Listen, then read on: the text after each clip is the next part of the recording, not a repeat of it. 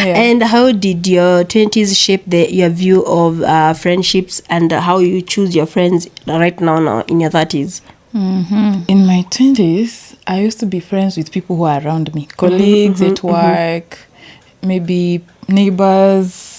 Proximity used to shape my friendship. Makes sense. I never used to look at it like values or more concrete reasons. But right now, I have to look at values. And is this person, are we adding value to each other? Because there are some friends where you're just in each other's lives, but you're not making each other's lives better. True. You're not challenging each other to do better. So right now, I just have fewer friends. I would rather, I used to like to have many friends back then. Yeah. But right now, I would rather have few friends that we have meaningful connections with. Makes sense. Yeah, so like someone who would actually come with me to go see my mother. Someone who can even talk to my mother on their own, like such kind of people, like as in that level of friendship, not the one where when you're facing your own problems you cannot even call them. Like how I measure it, the subconscious way of doing it, I have found if I'm in trouble and I feel like I cannot tell you about it, I don't think we are friends. No, because I fear maybe how are you going to look at me? Are you going to judge me? So if you are this friend that there are some things I would be going through and I can't tell you, then that's we are not deep. So how are you doing it? For me, I would say the things I learned when I was in campus, I thought like all those people who are around you, they are your friends, Yeah. And then you come to realize, kumbe you are the one who is their friend. Right. The other day someone said, you know, you're my best friend. Okay, first of all, I didn't know how to react. Oh. I'm like, wait, I'm your best friend? Oh yeah, so I don't know.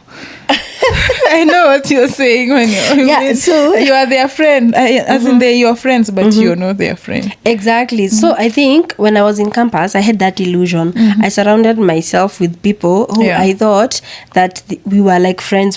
You get, and then as you said, you get to a place where maybe you need their help or you need a listening ear or something, and these people you can't count on them. You get, because apparently the relationship is very one-sided. Yeah. So in my 30s now, I am more intentional.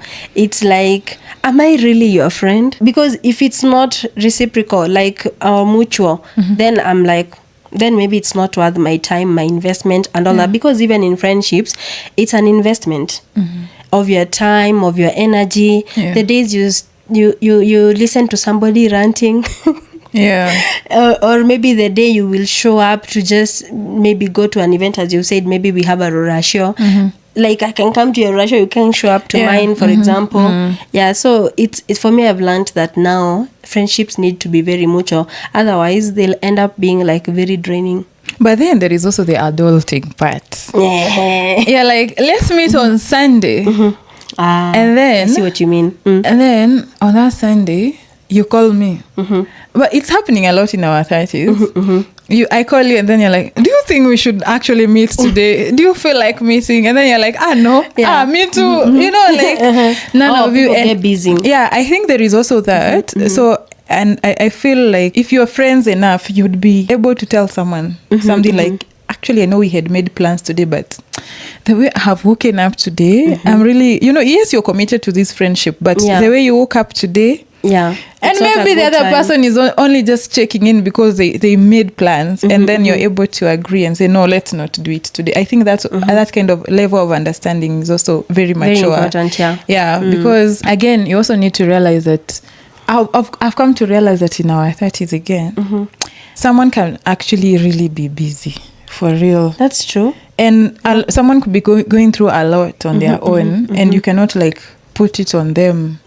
Like you did not show up, like you also need to understand what was going on.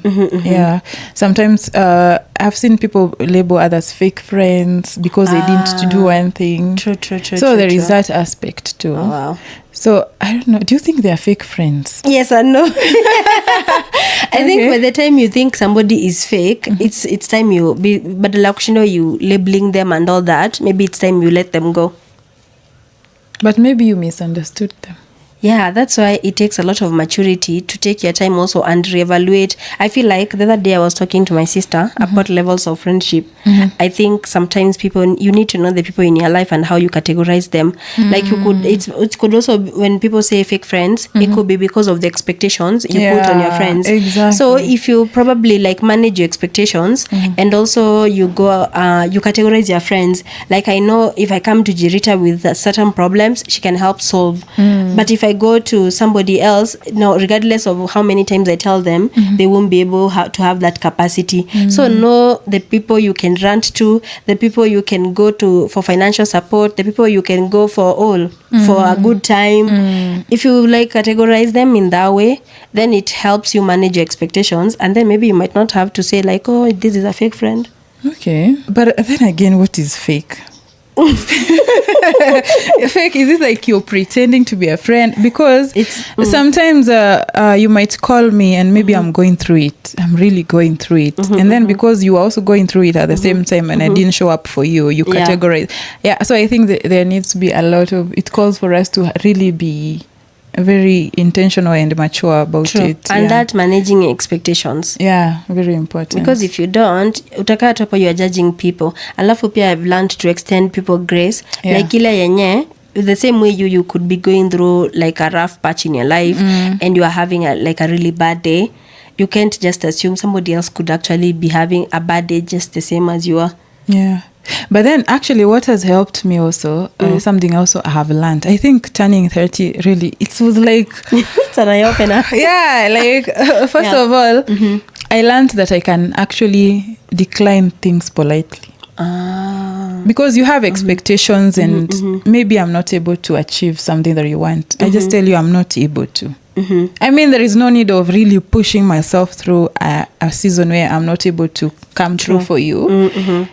To my, detriment, yet I could explain to you and maybe you would have taken it positively. By the way. Yeah, so I think explaining, like for instance, this time my friend needed me to travel with her to the village. And that time it would have been nice to accompany her. I had accompanied her a couple of times before. So, but now this time, I just felt like I don't want to travel long distance because it's a very long distance. Makes sense. So I just said, I would really love to go, but at this moment in time, I really do not feel like I'm in a good mental space to go for a long distance journey, especially to meet your family, because I need to be in a good mood and be in a good headspace to go and meet your family. So I was able to do that. And imagine if I had just forced myself to just go and then maybe I'm just so